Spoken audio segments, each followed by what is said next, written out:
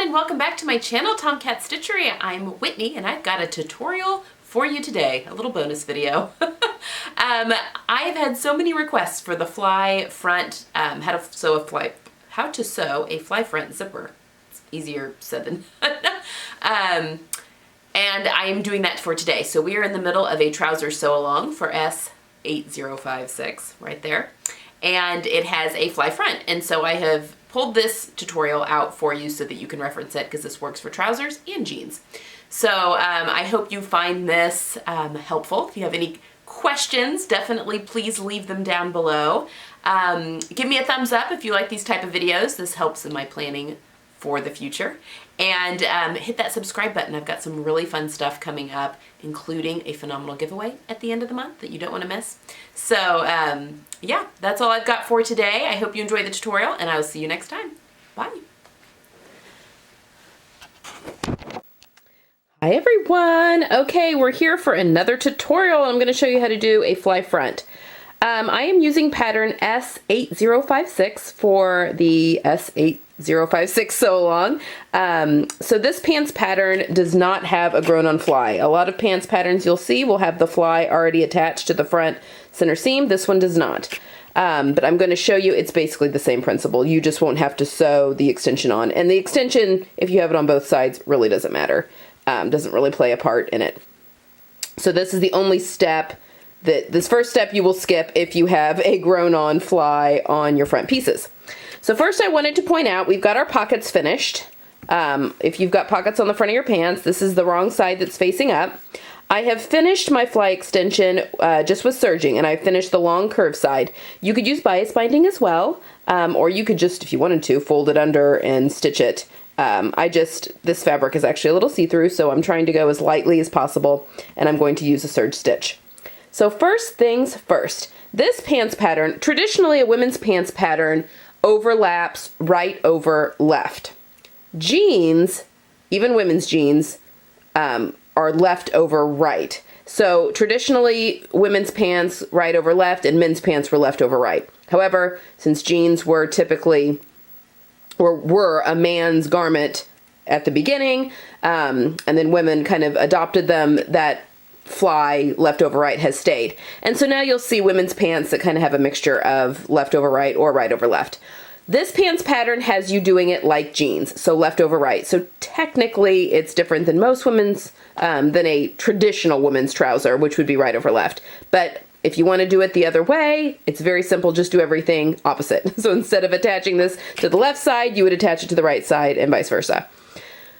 Okay, so first step, we are going to sew on our left piece. And this is, I'm calling it left, but this is left as when wearing. So if this is on my body, this is on the left side of my body. So I'm going to attach, and that's how I'm going to refer to left and right. It's as worn. So I'm going to attach this fly piece to this, obviously right sides together, so it'll go underneath here. Right sides together, and then I am going to serge this crotch curve and this crotch curve, and then I will meet you back here. Okay, so I've sewn the fly extension onto the left front of the pant, and I've now pinned my pants together at the front crotch curve. So what we're going to do, so again, you're only going to have the fly extension on one side, so it's going to look like that on the other side. So just, you can kind of just see and line those up, and then it's even down here.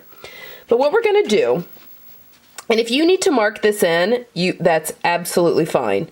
But we are going to sew this seam closed. So we are going to sew at 5/8 of an inch. Sorry, just making sure I've got everything lined up here. 5/8 of an inch with a basting stitch, and don't back tack because this will come out later. With a basting stitch, we're going to sew 5/8 of an inch, and that's 5/8 of an inch from this seam here. And it might help you maybe to flip it over, because you can see that a little bit easier maybe, but whatever, you can draw it in as well with an erasable pen. But 5/8 of an inch, we're going to baste until we get to the dot, and I've got my dot marked right there, and that's on the pattern. There we are going to back stitch really well. And then we are going to sew with a normal stitch length from this dot to this notch and then backstitch again, because we will sew the rest of this in a later step. So that's okay. So we're going to 5/8 of an inch, baste to the dot, backstitch really well, and then sew from the dot to the notch, which is right here. And I'll come right back. All right, so I've done just what I said. I have basted from here. It also helped that I had sewn down my pocketing to my front of my pants at 3/8 of an inch, so then I just had to do a presser foot's width to make it the 5/8. But I've basted down to my dot, backstitched, and then I switched to a normal stitch length, and I've stitched from the dot to the notch. And now we are going to open these up. Sorry, one-handed. We're going to open them up, and we are going to press this open. So it's going to look a little funny, but we're going to press this open just to where we've stopped stitching there. Okay, and I'll be right back. Okay, so I've got this pressed open here. You can see there's my basted line right there. So this is going to lie, this fly shield will lie just right inside there, which is good. Now we're going to take our zipper and facing down. Now typically when I do this, and when you do these for jeans, if you had 2 fly extensions, you have a little more room to work with.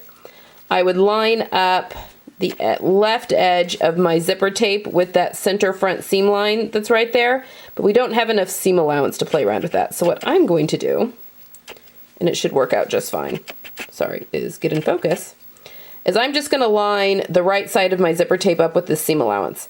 And I'm going to sew, not super close to the tape, because we're going to top stitch it here in a minute, but I'm just going to line, again, sorry, the focus there, the right side of my tape up with this seam line, and this, actually kind of want this to be shorter. That's the other thing. You want this zipper stop to stop about 1/2 of an inch above your dot, which is where we switched, right here, which is where we switched from basting to regular stitching, which is the bottom of this. So you want that stop to sit about 1/2 of an inch, which this zipper tape, well, that's more than 1/2 an inch. So just kind of, and it's much easier to lop off stuff at the top than it is, but we're not going to lop anything off till the very end, so don't do that yet. So yeah, and you can pin this, you can use double stick tape, whatever it is, but just use a zipper foot and right side down. My zipper is right side down and it's lined up. The right side of the zipper tape is lined up with this seam allowance right here. I'm just going to sew kind of in the middle of this zipper tape all the way down, and I'll come right back. One note before I do this, do not sew into the pant. You're actually going to lift it up and only sew through the zipper tape and the seam allowance. We're not sewing anything to the actual front of the pant yet. Okay, now I'll be back. All right, I've sewn my zipper down. It's face down. I scooched it up. So the end of my, well, I maybe could have scooched it up more. That's okay though. The end of my stop, you want that more of 1/2 of an inch up from the bottom. Mine's like maybe 3/8, but oh well. Okay, now we're going to flip this over like so and top stitch right along where you've just sewn. Again, just catching the seam allowance and the zipper tape in that. So we're just going to sew really close to where we've just stitched. And then I'll be right back. All right. So sorry, you're kind of seeing a couple of different lines of stitching. You're seeing the basting line, you're seeing where I've sewn the fly shield. I do prefer a grown-on fly just because it eliminates some of this unnecessary messiness, but anyway. I really do love this pants pattern. So I've edge stitched right here, which is just where we sewed the zipper tape to that seam allowance. Now, we're just gonna flip her over. And you just want everything lying nice and flat, and it really does this kind of instinctually. Don't pull anything, just let it go flat. And then we are going to sew just through the fly extension, not through the front of the pant, not yet, but we're going to sew, I suggest 2 lines of stitching. One kind of close to the zipper teeth, and then one closer to the edge of the tape. Okay, so I'm going to go do that really quick, and again, this flaps over pretty easily, pretty instinctually. And then I'll come back and show you, because next we'll be top stitching from the front. All right, so now the other side of the zipper is sewn to the fly, and again, just let it lay very naturally. I've sewn close to the tape and then a little closer to the teeth. And our next step is going to be to top stitch. So let me flip over the pants.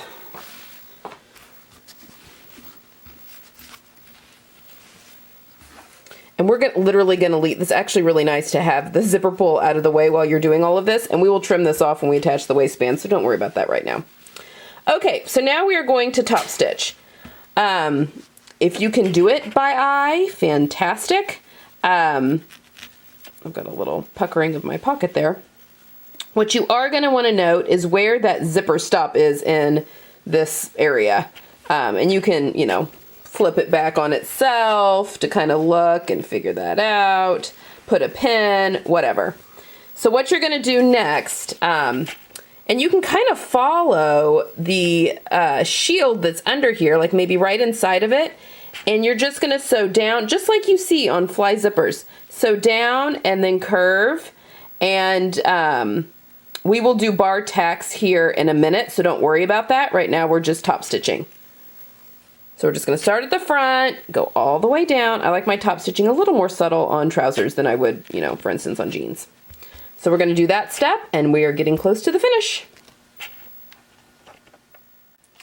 All right, so I've got it top stitched down, as you can see right there, and that is just sewn that fly shield where we want it to be.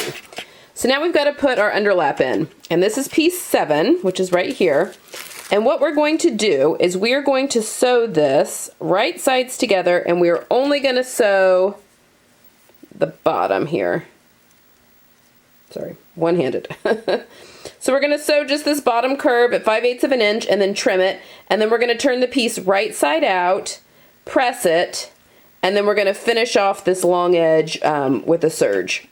So I'm going to do that real quick, and I'll be right back to show you. Okay, so this is what your shield will look like when it's all finished. So now we are going to sew this just to this side of the zipper tape, just along this long edge. And again, now this gets tricky because there's, again, since there's not a grown-on fly, you have very little like seam allowance to play with, so continue to use a zipper foot. But you're just going to sew those together as best as you can all the way up along the zipper tape and that seam allowance to this. And then afterward, I'll do that real quick and come back, but then all we have to do is a couple of bar tacks on the front to secure this in place, and we're finished. So I'll be right back. Okay, so this is now sewn down to the zipper tape, and you just kind of have to pull that out when you're sewing it very carefully, go slow, but this is attached here at this long edge.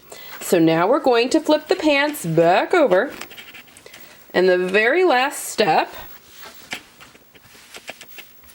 is we're going to do a bar tack here at the bottom, and then one kind of here at the curve, and just make sure you can kind of feel that you're catching your shield into the back there. Make sure that it's, you know, lying flat across, but that's the only 2 places where we're going to do. And a bar tack is a short, real dense, narrow zigzag, or for pants like this, I just backstitch a couple of times, so it'll be a thread buildup just a little bit, but it's not as heavy as like a jeans bar tack. So again, I'm going to secure it here. Make sure I can feel, yeah, here, and then right here. I'll be right back for the finished thing. All right, so I've just gone and tacked here and here, where you can kind of tell, and I'll show you that on the back. It's just tacked that down there, and that's it. That's the only place that, because you got to be able to get into the pants. It's the only place that that fly shield's attached. And then you're going to go through and just pull out your basting stitches that you put in, which kind of makes a mess. And then there you have it. You have got a fly zip. Woohoo! And then don't worry about the excess at the top of the pants. you can cut that off carefully. Make sure your pull is down when you cut it off. You don't want your pull going off your zipper tape. Again, ask me how I know that one. But when it's time to sew your waistband on, I just unzip the pants a little bit, because you've got to be able to sew onto this part, the underlap anyway. And then you can just cut these off after you've sewn the waistband on. So there you have it, a fly zip. Let me know if you have any questions in the comments below, and I will see you for the pants sew along. Bye.